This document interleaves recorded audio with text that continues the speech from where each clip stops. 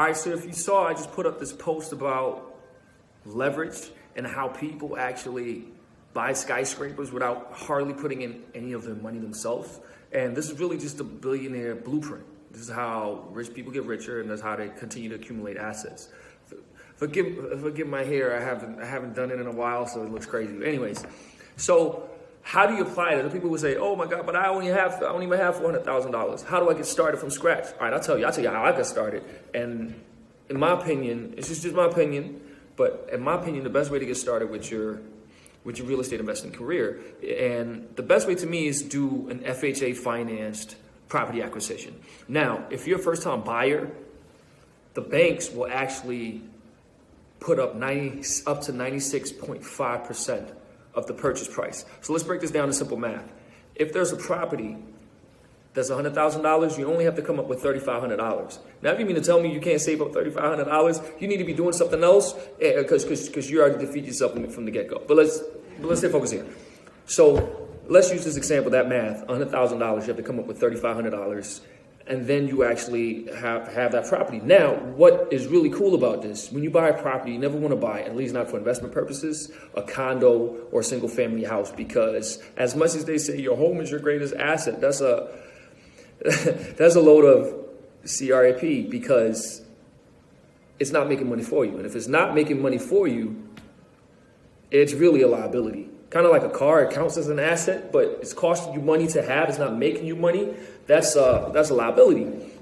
Now, what the banks will let you do is they'll let you buy properties with as many as 4 apartments in them. So what you can do is, let's just use the $100,000 math. I'm sure it applies to certain markets, but let's just, for argument's sake, right? Let's say you are in Florida, Fort Myers, Florida. I'm just throwing some out there. There's a 3-family property. It's $100,000. You put down $3,500. That's essentially, that's your down payment. Now you live in one unit. You let 2 other people rent from you, thus paying your mortgage for you. So you might even live for free or make money from living where you live. So to me, that's the best way to get started. And the beautiful thing about it, depending on where you are, if there's something wrong with the property and if you want to fix it up a little bit, over time, properties appreciate. Now, if there's something you can do to it right away, where it will increase in value, where you can get more in rent or whatever you want to do, now you've effectively added value to the property, which is $35. And then again, what the point I really want to stress here is, with $3,500, you were able to get a building worth $100,000. So with $3,500, you're controlling a $100,000 asset, all yours. You control it totally. And then over time, as that appreciates, you can refinance. Let's say it then goes up to $150,000. Then you can refinance. Let's say you can put a new loan on it for $120,000. You pay off the $100,000 loan. This is just basic math here. That leaves you with $20,000, same asset that you're still renting out, making money from. Now you put that $20,000 towards another project. And now you've effectively created a snowball, an avalanche effect of wealth building. As long as you don't get too slick and start wasting money on unnecessary Jordans and parties and things of that nature. So as long as you just stay disciplined, you can continue to leverage that into more wealth as well. So that to me is the best way to start as a real estate investor. Get in for next to no money.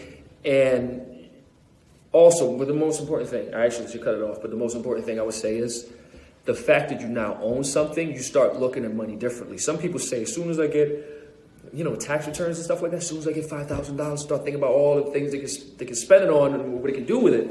Whereas once you're a business owner or an investor or a landlord, you look at money differently, because you start thinking, well, that $5,000, I can get a 10% return on that $5,000. It can make me this much, and then I can do more with it. So that's probably the biggest benefit of being an investor, a landowner, or a business owner, is that you look at money differently. And whenever you have money, you look at putting it to work for you instead of going out there and spending it on stupid shit, So that's really, anyway, it became a little long-winded, but that to me is the best way to start as an investor. Do an FHA finance property, put 3.5% down, save up wherever you are in the market you live in, get your credit right, and just go to town, man, start working. And you've set the cornerstone of generational wealth just from that little investment alone. So That's where we're at. Peace.